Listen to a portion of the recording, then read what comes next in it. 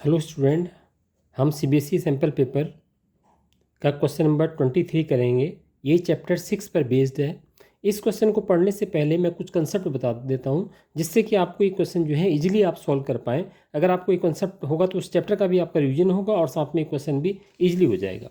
तो मैं कुछ कंसेप्ट लेके चला हूँ। मैंने दो ट्राइंगल्स बनाए हैं। एक ट्राइंगल मैंने ABC बनाया है और एक ट्राइंगल मैंने PQR बनाया है। और ये गिवन है कि ये दोनों ट्राइंगल्स जो हैं ABC सिमिलर है। ये सिमिलर का साइन है ट्राइंगल PQR। इसका क्या मतलब होता है? दो ट्राइंगल्स कब सिमिलर होते हैं? सिमिलर तो हमें दिया है कि ये ट्राइंगल सिमिलर है। अगर दो ट्राइंगल सिमिलर हैं तो फिर उससे उसका मतलब क्या होता है? उसने सिमिलर कहा तो उससे हमें क्या फ़ायदा होगा? अगर दो ट्राइंगल सिमिलर दिए हैं, उनका बिल्कुल नोटेशन दिया हुआ, जैसे ये ट्राइंगल्स ABC है, ये इसका एंगल A है, ये एंगल B है, एंगल C है। इसी तरह से ट्राइंगल PQR में ये एंगल P है, ये एंगल Q है, ये एंगल R है। ठीक है, इसकी तीन साइड होगी ABC और एक साइड P। इस ट्रायंगल की तीन साइड होगी PQQR और RP। अब आपको ये triangle ABC similar to PQR दिया। बस ये नोटेशन बहुत इंपॉर्टेंट है, इसको समझना बहुत ज़रूरी है। इसमें जो पहला वर्ड लिखा हुआ है A, इधर से A फिर B, पहले नंबर पे A लिखा है, फिर B लिखा है, फिर C लिखा है। इस तरफ जो है पहले नंबर पे 1 लिखा है, फिर Q लिखा है, फिर R लिखा है।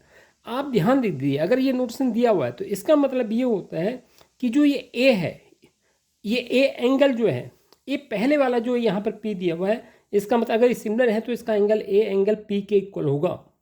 इसी तरह से जो दूसरे नंबर पे बी है, तो उधर जो दूसरा नंबर पड़ेगा, ये नोटेशन तो आपको दिया होगा ना, triangle ABC similar to triangle PQR, ये तो आपको गिवन होगा।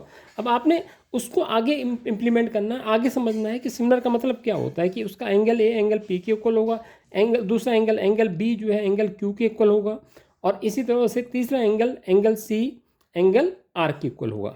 एक तो ये आपको इससे ये फायदा होगा कि अगर आपको दो सिमिलर ट्राइंगल दे रहे हैं तो उनके क्रॉसपेंडिंग एंगल्स आर भी इक्वल। लेकिन जो ऑर्डर दिया हुआ उसको ध्यान रखना, मैं बार बार ऑर्डर को बोल रहा हूँ। फिर मैं दोबारा से लिख रहा हूँ उसको, triangle ABC similar triangle PQR। एक मतलब ये होता है क्रॉसपेंडिंग एंगल इक्वल हो जाते हैं।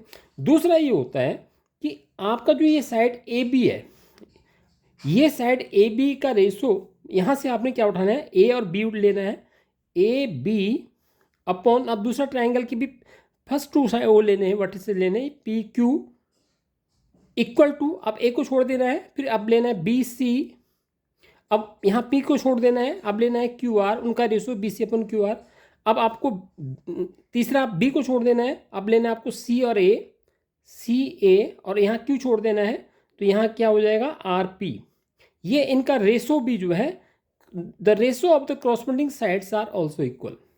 If two triangles are given similar, the triangle ABC given to similar to triangle BAPQR, it means their corresponding angles are equal and the ratio of the corresponding sides are also same। ये आपको अच्छी तरह से समझना है कि अगर दो ट्राइंगल PQR, अगर कोई भी क्वेश्चन आ जाता है और उसमें इस तरह से का लिखा है, अगर आप ये इतना लिख देते हैं उस क्वेश्चन में, अगर आपको क्वेश्चन समझ में भी नहीं आ रहा तो आपको टीचर कुछ ना कुछ मार्क देके जाएगा, और आपको अगर ये कंसेप्ट क्लियर हो जाएगा तो आप उस क्वेश्चन को भी कर लोगी। ठीक है, तो ये मैं मेन इसमें बताने का ये था। अब ये तो बात होगी कि आपको दो ट्राइंगल सिमिलर दिए हुए हैं तो हमें ऐसा करना है। अब इसी की कन्वर्स में अगर मैं बोलूँ कि आपको दो ट्राइंगल सिमिलर तो नहीं दिए हुए हैं, आपको पता नहीं है कि वो सिमिलर हैं या नहीं है, लेकिन वो इन कंडीशंस को सेटिस्फाई करते हैं। सपोज सिर्फ पहली वाली कंडीशन को सेटिस्फाई करते हैं। आपके पास दो ट्राइंगल दे रखे हैं और उस ट्राइंगल्स में वो कहता है जी एंगल ए उस ट्राइंगल का एंगल P के इक्वल है, तो एंगल B एंगल Q के इक्वल है, एंगल C एंगल R के इक्वल है। अगर वो आपको ऐसा कहता है तो आप क्या करिए, जो एंगल इधर का एंगल A उस ट्राइंगल के एंगल P के इक्वल है, जो इक्वल एंगल है, पहले A लिख दीजिए, फिर उस उधर वाला जो एंगल दूसरा ट्राइंगल था उसके P के इक्वल है, तो इसकी पोजीशन फर्स्ट है तो उसकी पोजीशन भी फर्स्ट रखिए। उसके बाद दूसरा ट्राइंगल का B जो है B Q के इक्वल है, तो अब जो है इधर पहले वाले ट्राइंगल का B जो है दूसरे नंबर पे है तो Q के इक्वल है, तो Q भी यहाँ पे दूसरे नंबर पर रख दीजिए। उसके बाद एंगल C जो है एंगल R के इक्वल है, तो एंगल C की तीसरी पोजीशन दे दीजिए, और ये R है। अगर उन ट्राइंगल्स की किस, मतलब आपको ये नहीं पता कि ट्राइंगल जो है सिमिलर है या नहीं, आपको ये पता है कि उनके क्रॉसपेंडिंग एंगल्स इक्वल हैं, बस और कुछ नहीं पता। बस इतना ही पता है। अगर ऐसा होता है तो आप प्रूव कर सकते हैं, अगर आपको ये कंडीशन दी हुई है तो आप प्रूव कर सकते हैं कि वो ट्राइंगल्स जो हैं सिमिलर ट्राइंगल्स होंगे। उसमें हम बोलते हैं ए कंडीशन, जैसे हम जो है एंगल एंगल कंडीशन जैसे हम कॉन्ग्रुएंट ट्राइंगल में करते हैं। तो ये आपको कन्वर्स में, अब हम क्या बात कर रहे हैं कि हमें किसी ट्राइंगल के दो क्रॉसमेंडिंग एंगल इक्वल दे रखे हैं, दो क्रॉसमेंडिंग एंगल इक्वल दे रखे हैं, तो हम उनको, वो दोनों ट्राइंगल सिमिलर होंगे, उनको सिमिलर लिखने का तरीका क्या होगा, उनमें वो पैटर्न क्या होगा, वो बिल्कुल हमें पता होना चाहिए कि हाँ एंगल ए एंगल पी के इक्वल होगा, एंगल बी, ये प्रॉपर होना चाहिए। तो एक तो ये है। दूसरा, एक इस, अब हम किसी दूसरे ट्राइंगल्स को लेते हैं, सपोज उस ट्राइंगल्स में ये हमें रेशो सेम दे देता है, ए बी अपॉन, कोई दो ट्राइंगल्स देता है हमको, और ये कहता है कि उस ट्राइंगल में A B upon P Q equal to B C upon Q R equal to C A upon R P है, ऐसा वो हमको बोलता है। अगर वो ऐसे बोलता है तो इसका मतलब भी सेम हुआ कि वो जो ट्राइंगल ए बी, यहाँ से ए बी पकड़िए आप, इसकी तीसरा वर्टिस से सी ले लीजिए, और इसका नीचे का पी क्यू पी क्यू को ले लीजिए, ठीक है, और अब तीसरी उसकी वर्टिस से ले लीजिए आर, तो भी वो दोनों ट्राइंगल्स जो हैं सिमिलर होंगे, क्योंकि the ratio of the corresponding sides are same. अगर रेशो ऑफ क्रॉसमेंडिंग साइड, जिसको हम एसएस कंडीशन के नाम से भी दे देते हैं, कि अगर दो ट्राइंगल के क्रॉसमेंडिंग साइड्स का रेशो सेम होता है तो वो क्या होंगे, सिमिलर होंगे। तो सिमिलर होने के लिए, किसी दो ट्राइंगल्स को सिमिलर होने के लिए या तो उनके क्रॉसमेंडिंग एंगल्स का सेम हो, या उनके क्रॉसमेंडिंग साइड्स का रेशो सेम हो, दो कंडीशंस। और एक तीसरी कंडीशन होगी, तीसरी कंडीशन ये है कि अगर दो ट्राइंगल्स के कोई भी एक एंगल इक्वल हो जाए, ये आपको इस तरह से दे कि ये एंगल ए जो है, तीसरी जो कंडीशन लिख रहा हूँ, एंगल ए इक्वल टू ये एंगल पी है, suppose angle A equal to angle P है। अभी एंगल ए जो है साइड ए बी और ए सी पे बना हुआ है, और angle P side P Q और पी आर पे बना है, तो इनके साइडों का रेशो भी इक्वल है। Means A B upon P Q equal to A C upon P R, A C upon P R, मतलब ये एंगल ए एंगल पी के इक्वल है। तो जो एंगल जो दो साइड से मिलकर बना है, तो उनकी क्रॉसमेंडिंग साइड का रेशो भी इक्वल है। तो उस केस में भी ट्राइंगल ए बी सी जो है सिमिलर होगा ट्राइंगल पी क्यू आर के। अब इसको आप बोलेंगे एस ए एस कंडीशन, जैसे आप जो है कॉन्ग्रुएंट ट्राइंगल में बोलते थे साइड एंगल साइड, तो यहाँ भी इस तरह से एस ए एस कंडीशंस का हम यूज़ करें। ये ब्रीफ रिवीजन है आपके सिमिलर ट्राइंगल्स की। अगर आप इसको माइंड में रख लेंगे इन तीनों कंडीशंस को, तो आपको आगे किसी भी तरह के क्वेश्चन को सॉल्व करने में कोई भी दिक्कत नहीं होगी। अब देखिए, आप मेरे से क्रॉस क्वेश्चन कर सकते हैं कि angle A equal to angle P Q, angle B equal to तो एंगल क्यू ले सकते हैं, बिल्कुल ले सकते हैं आप। एंगल बी को एंगल क्यू को इक्वल अगर आपको गिवन है, तो और साथ में उसने ये रेशो भी B A upon Q P, B A, angle B जो है दो साइड पे बनाया है, बी ए पे बनाया है, बी सी पे बनाया है, तो बी ए ऐसे एंगल क्यू जो है दो साइड पे बनाया है, क्यू पी पे बनाया है और क्यू आर पे बनाया है, तो B A upon Q P equal to given है B C upon Q R. अगर ऐसा गिवन है, ठीक है, अगर एंगल ए गिवन है तो ये साइड आ जाएंगे, एंगल बी गिवन है तो इन साइडों का रेशो दिया होगा। इसी तरह से अगर एंगल सी, कोई भी एक, ये नहीं कि सब दिए हों, किसी भी एक, तो इस कंडीशन को, या तो इस कंडीशन को गिवन होगा या इस कंडीशन को गिवन होगा। अगर ऐसा दिया हुआ है तो वो ट्राइंगल क्या होंगे, सिमिलर ट्राइंगल होंगे। अब आप मेरे से क्रॉस हमें तो पता चल गया ना कि अगर ये कंडीशन हमें गिवन है सपोज, तो हम लिख देंगे ऐसे कंडीशन से ट्राइंगल ए बी सी जो है ट्राइंगल पी क्यू आर के सिमिलर होगा। लेकिन वो आपके साथ एक खेला खेलेगा। अब बोलोगे क्या? वो आपसे क्या कहे, वो आपसे ये नहीं कहेगा, आपको ये कंडीशन तो दे देगा, ये तो आपको जो है दे देगा कि एंगल ए एंगल पी के इक्वल है, angle A B upon P Q equal to A C P R देगा, ट्राइंगल्स का नाम देगा। लेकिन आपसे ये कहेगा कि प्रूव करो कि A B upon P Q equal to B C upon Q R equal to A C upon P R, ऐसा कुछ इसको प्रूव करने के लिए दे देगा। मीन्स मेरे कहने का मतलब ये है कि वो ये कंडीशन नहीं देगा कि आप सिमिलर ट्राइंगल प्रूव करो, वो उसका कोई एक प्रॉपर्टी दूसरी प्रॉपर्टी को प्रूव करने के लिए कहेगा। मीन्स इनडायरेक्टली वे में आपसे भी कहने की कोशिश करेगा कि आप पहले ये लिखो कि ये कंडीशन अगर आपको पता है तो आप ये लिखो उस ट्राइंगल की वो ट्राइंगल्स आप कॉन्ग्रुएंट हो चुका है इस कंडीशन से वो कॉन्ग्रुएंट हो चुका है। तो अब आपको कॉन्ग्रुएंट तक सिमिलर इस कंडीशन से वो ट्राइंगल सिमिलर हो चुका है। सिमिलर में पहुंचने के बाद आपको ये नॉलेज है कि अगर दो ट्राइंगल सिमिलर है तो उनकी कॉरेस्पॉन्डिंग साइड का रेशो तो सेम होता ही होता है। तो आपको जो ये क्वेश्चन दिया हुआ है, ये क्वेश्चन जो है अब हम पढ़ते हैं। अगर आपको ये जो है कंसेप्ट समझ में आ रहा है तो इसके बाद जो है इस क्वेश्चन में कौन सा कंसेप्ट दिया हुआ है, क्या दिया हुआ है, इसको थोड़ी रीड आउट करते हैं, जिससे जो है इस क्वेश्चन को हम इजीली अब अटेम्प्ट कर सकते हैं। अब इसमें क्या दिया है, if AP and DQ are medians of a triangle ABC और DEF। अब आप कहोगे सर मीडियंस की तो कोई बात ही नहीं करी थी आपने, और where triangle ABC similar to triangle DEF then prove that AB upon DE equal to AP upon DQ। यहाँ पे पहले तो ट्राइंगल ABC और DEF देखें, हम पहले उनको बना लेते हैं, उन दो ट्राइंगल्स को बना लेते हैं कि वो दो ट्राइंगल्स कौन से हैं। एक ट्राइंगल ABC है, एक ट्राइंगल हम बना लेते हैं A। अब मैं क्वेश्चन पे आ गए हैं, हम क्वेश्चंस को अब अटेम्प्ट करने की कोशिश कर रहे हैं कि किस तरह से इसको अटेम्प्ट करेंगे। ABC और ये हमने ट्राइंगल मैंने बनाया DEF, ये DEF, और इसमें लिखा हुआ है, इसमें साफ दे रखा है कि AP और DQ जो है मीडियंस हैं।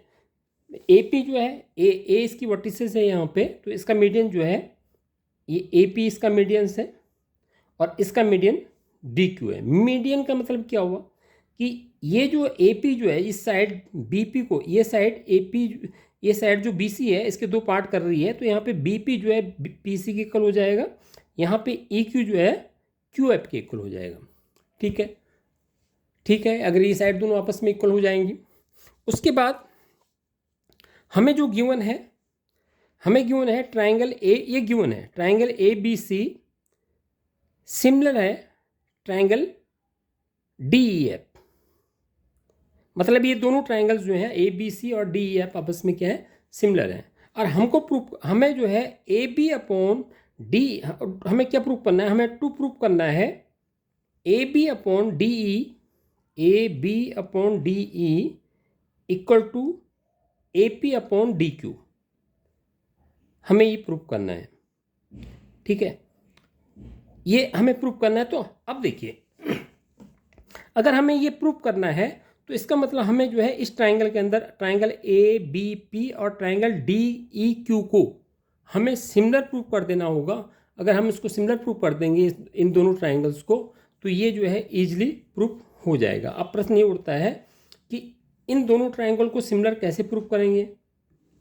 इसने हमको स्टार्टिंग में दे रखा है कि ट्राइंगल एक तो हमने ये दे रखा है कि ये AP जो है, यहाँ पे लिखेंगे आप, AP जो है मीडियन है, AP median of side BC, तो क्या हो जाएगा, BP इक्वल टू क्या हो जाएगा, PC के इक्वल हो जाएगा, या आप कहिए कि ये BC के हाफ हो जाएंगे। इसी तरह से जो है यहाँ पे DQ मीडियंस है, तो आप क्या हो जाएगा, EQ इक्वल टू क्या हो जाएगा, EQ इक्वल टू हो जाएगा QF हो जाएगा, और ये जो है EF का हाफ आप इसको कर देंगे। अब देखिए, ये तो जो क्वेश्चन में गिवन था आपको, आपने जो है उसको एज इट इज जो है उसके अकॉर्डिंग इसको लिखा। अब सेकेंड थिंग इसमें क्या है कि आपको ट्राइंगल ABC ट्राइंगल DEF के कॉन्ग्रुएंट दे रखा है, तो जैसे मैंने सिमिलर दे रखा है। अगर सिमिलर दे रखा है तो इसका मतलब क्या हुआ, एंगल A जो है एंगल D के इक्वल हुआ, एंगल B एंगल E के इक्वल होगा, और इनका साइड का रेशो भी सेम होगा। ये आप अपने दिमाग में रखेंगे, ठीक है। लेकिन हमें तो ये लेके चलना है ना, AB upon DE equal to AP upon DQ proof करना है। तो हम तो सिर्फ इस ट्राइंगल ABP और DEQ के बारे में सोचेंगे क्या। अब हमें ये सिमिलर प्रूफ करना होगा। अब सिमिलर प्रूफ करने के लिए हमारे पास वो तीनों कंडीशन से कौन सा कंडीशन इसमें लगाया जाए। 3 कंडीशन मैंने आपको बताई थी, एंगल एंगल, एस एस और एस ई एस, जो इसमें फिट बैठती है। देखिए एंगल एंगल तो फिट नहीं बैठ सकता इसमें, क्योंकि एंगल पी एंगल क्यू के इक्वल होगा, इसका कोई हमारे पास वो मेजरमेंट नहीं है। हाँ, और ये वाला एंगल, एंगल का ये 2 पार्ट हो चुके हैं। अगर angle A equal to angle D होता टोटल तब तो ठीक था, लेकिन ये भी नहीं है, एंगल के पार्ट हो चुके हैं, तो ये वाला इस एंगल के इक्वल, तो एंगल वाली कंडीशन तो हम इसमें सोचेंगे नहीं। उसके बाद हम रेशो पे आ जाते हैं। तो A B upon A P, ये तो प्रूफ ही करना है, A B upon D E equal to A P upon D Q, तो इसको भी नहीं सोच सकते। मतलब कहने का मतलब ये है कि रेशो एस एस कंडीशंस भी यहाँ पे फेल है। अब तीसरी कंडीशंस बची कि उसमें एक एंगल इक्वल मिल जाए और उनके 2 करस्पॉन्डिंग साइड का रेशो सेम मिल जाए। तो देखिए ये वाला एंगल इसका तो कोई रोल ही नहीं है, बचा कौन सा एंगल, यहाँ एंगल बी बचा और यहाँ एंगल ई बचा। अब आप देखिए एंगल बी क्या एंगल ई के इक्वल है? आप कहेंगे जी है, कैसे? क्योंकि जब triangle A B C triangle D E F के इक्वल दे रखा है, तो इसका एंगल ए एंगल डी के इक्वल है और एंगल बी एंगल ई के इक्वल है। तो आप यहाँ पर रीजन देंगे, since triangle A B C similar to triangle D E F, तो ये angle B equal to angle E का तो कंसेप्ट आ गया यहाँ पे। अब इसके साथ 2 साइड बन रही है, एक बी ए बन रही है और एक बी पी बन रही है, ठीक है। और अब B A upon E D equal to B P upon E Q हो सकता है? तो आप कहेंगे सर ये तो नहीं हो सकता, पर ये जरूर हो सकता है कि हम जो है बी ए या ए बी बोलिए या बी ए बोलिए, ठीक है, इक्वल टू बी सी कर सकते हैं। A B upon B C equal to D E upon E F तो हम कर सकते हैं, कर दीजिए। A B upon D E equal to B C upon E F. ऐसा हमने क्यों किया? क्योंकि हमें जो है सेम कंडीशन आ गई कि ट्राइंगल ए बी सी जो है सिमिलर देखा है ट्राइंगल डी ई एफ की, तो उसकी उसकी एसएस प्रॉपर्टी हमने यूज कर दी। अब यहाँ पर एक कंडीशन जो हमें जो मीडियन का जो कंसेप्ट दिया था ना कि ए डी इसका मीडियन है, तो हम यहाँ पे क्या करेंगे कि इस B C upon E F को जो है हम लिख देंगे बी सी अपॉन 2, मतलब इसको न्यूमरेटर को भी और डिनोमिनेटर को भी 2 से डिवाइड कर देंगे, कर सकते हैं डिवाइड सेम नंबर से। तो अब क्या बन जाएगा, A B upon D E equal to B C upon 2, इसका बी सी का हाफ क्या हो गया, बी पी लिख लीजिए, बी पी, और ई सी ई एफ का हाफ क्या हो गया, ई क्यू हो गया, ठीक है। अब देखिए हम जहाँ पहुँचना चाहते थे वहाँ पहुँचने वाले हैं। हमारे पास कंडीशन ये थी कि हमें ट्राइंगल ए बी पी और ट्राइंगल डी ई क्यू को सिमिलर प्रूव करना था। तो देखिए angle B equal to angle E, angle B angle E के ऊपर हम इस क्वेश्चन में प्रूव कर चुके हैं। उसके बाद A B upon D E का ratio B P upon E Q को B P upon E Q के ऊपर प्रूव कर चुके हैं। तो फ्रॉम फर्स्ट एंड सेकेंड, तो therefore triangle A B P similar to triangle D E Q. अब ये दोनों ट्राइंगल सिमिलर हो गए, लेकिन इसने हमने डायरेक्ट ये सिमिलर तो नहीं पूछा है। क्वेश्चन वाला जो है थोड़ी तेज तो है, उसने डायरेक्ट ये चीज़ नहीं पूछी हमसे। उसने तो ये पूछा है कि इसकी जो कंडीशन, आप ये दोनों सिमिलर हो गए तो इसकी जो कंडीशन बनती है, ये पूछा है कि A B upon D E equal to, अब इसकी साइड हमने ए बी ले ली अपॉन डी ले लिया, उसके बाद जो है बी को छोड़ दिया हमने, फिर ए पी अपॉन यहाँ ई छोड़ दिया और डी क्यू। क्योंकि अगर ये दोनों ट्राइंगल सिमिलर हैं तो उनके कॉरस्पॉन्डिंग पार्ट्स क्या होंगे, the ratio of the corresponding part क्या होंगे, इक्वल हो जाएंगे। तो ये हैंस ये आपका इस तरह से प्रूफ हो गया। तो जो भी मैंने आपको समझाने की कोशिश करी इस चैप्टर 6 का जो ट्राइंगल्स था उसको मैंने समझाने की कोशिश करी। क्वेश्चन क्या था, एक बार फिर रीड आउट कर लेते हैं। क्वेश्चन था कि if A P and D Q are the medians of triangle ABC and DEF respectively, where triangle ABC and triangle DEF are similar, then prove that AB upon DE equal to AP upon DQ। तो इस question को attempt करने के लिए मैंने जो है पहले आपको इधर बेसिक कंसेप्ट बताने की कोशिश करी कि सिमिलर ट्राइंगल्स, तो इस पर मैं भी नहीं जा रहा हूँ, सीधे में जो मैंने क्वेश्चन आपको एक्सप्लेन किया था उस पर अब मैं आ रहा हूँ कि क्वेश्चन को आपको किस तरह से करना है। आपने दो ट्राइंगल्स बनाने, एक ट्राइंगल ABC बनाया, एक ट्राइंगल DEF बनाया, ठीक है। ये दो ट्राइंगल्स आपने को करे। उसके बाद A से मीडियन AP ड्रॉ करा और D से मीडियन जो है DQ मीडियन ड्रॉ करा। अब आपको जो है यहाँ पे जो है, क्योंकि ये AP जो है BC का मीडियन है, AP मीडियन ऑफ BC, तो आपने क्या लिखा, BP इक्वल टू आपने PC कर दिया, क्योंकि मीडियन को दो पार्ट में डिवाइड कर रहा है, BP इक्वल टू PC कर दिया, इक्वल टू ये टोटल BC का हाफ हो जाएगा। इसी तरह से जो है यहाँ पे D की जो है मीडियंस है, तो यहाँ पे आपने EQ इक्वल टू QF लिख दिया और EF का हाफ कर दिया। उसके बाद जो है ये तो इसकी कंडीशन होगी। उसके बाद हमें जो है ट्राइंगल ABC और ट्राइंगल DEF आपस में क्या दे रखे हैं, ये सिमिलर दे रखे हैं। तो इस पे हमने हमारा अभी इस पे हमें ध्यान नहीं किया। हमें जो प्रूफ करना था, हमें प्रूफ करना था AB upon DE equal to AP upon DR, AP upon DQ proof करना था, ये हमें प्रूफ करना था। तो फिर हमने इस ट्राइंगल को पकड़ा, ट्राइंगल ABP और ट्राइंगल DEQ को हमने लिया। फिर हमें इन दो ट्राइंगल्स के रेशो हमें जो है सेम करने थे। तो फिर हमें रेशो अगर सेम करने हैं तो हमारे दिमाग में आया कि अगर हम इन दोनों को सिमिलर प्रूफ कर दें तो ये हमारा क्वेश्चन अटैम्प्ट हो जाएगा। अब सिमिलर प्रूफ करने के लिए जैसा कि मैंने पहले 3 कंडीशन बताए आपको, एंगल और साइड और साइड एंगल साइड। तो हमने पहले एंगल के बारे में सोचा, तो हमें देखा कि एंगल तो किसी भी ये वाला एंगल तो कोई भी ऐसा मेरे पास वो नहीं है कि हम इनको एंगल को इक्वल कर सकते हैं, तो एंगल वाला कंसेप्ट हमने छोड़ दिया।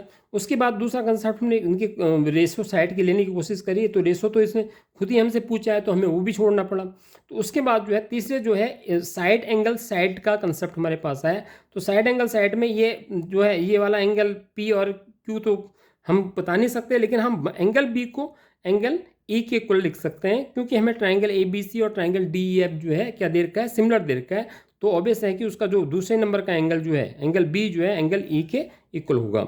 उसके बाद अब जब हमने एंगल B इक्वल ले लिया है, तो इसका जो BA जो साइड है, BA बोलिए AB बोलिए, का रेशो, BA का रेशो अपॉन DE, फिर BC का रेशो अपॉन EF, ये भी सेम होना चाहिए। तो हमने देखा कि AB upon DE equal to BC upon EF तो होगा। क्यों होगा? क्योंकि ये ट्राइंगल ABC और DEF सिमिलर हैं, तो इनके जो क्रॉसमेंटिंग साइड का रेशो क्या होगा, सेम होगा। तो यहाँ पे हमने क्या करा, जो BC अपॉन EF को उसको न्यूमरेटर और डिनोमिनेटर को 2 से डिवाइड कर दिया। तो यहाँ पे जो मीडियन दिया था हमने, मीडियन के कंसेप्ट से जो है यहाँ पे लिख दीजिए आप कि यहाँ पे जो है AP एंड जो भी आपको दो मीडियन दे रखे हैं AP और दूसरे साइड का जो मीडियन दे रखा है DQ, उनको लिख दीजिए। तो मीडियन दे रखे हैं तो BC का हाफ जो हमने BP कर दिया और इसका हाफ अपने EQ कर दिया, ठीक है।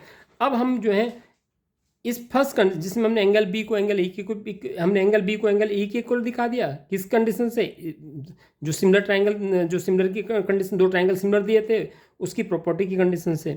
फिर उसके बाद जो है हमने जो है AB upon DE equal to BP upon EQ कर दिया। ये हमने उसी के दो ट्राइंगल सिमिलर दे रखे थे, उसकी हेल्प से हमने इसको प्रूव कर दिया। तो इस तरह से ट्राइंगल ABP ट्राइंगल DEQ के क्या होगी, सिमिलर होगी। तो ये हमें सिमिलर तो नहीं देता, ऐसे एक कंडीशन से सिमिलर हो गया। लेकिन अब इस पर फिर प्रॉपर्टी हमने लगाई कि अगर दो ट्राइंगल सिमिलर होंगे तो उनके कॉरस्पॉन्डिंग साइड का रेशो क्या होगा, सेम होगा। उसको हमने सेम कर दिया है।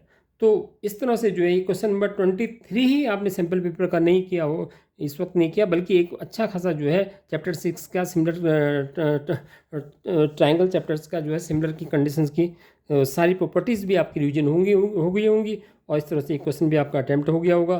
तो जब भी इस तरह से दो ट्राइंगल सिमिलर दिए हों तो आप इन प्रॉपर्टीज़ को बार बार रिवाइज करिए और कमेंट्स जरूर दीजिए, वीडियो को लाइक करिए, सब्सक्राइब करिए, जो कि मैं इस तरह से वीडियो आपके लिए बनाता रहूँ। वीडियो देखने के लिए बहुत बहुत धन्यवाद।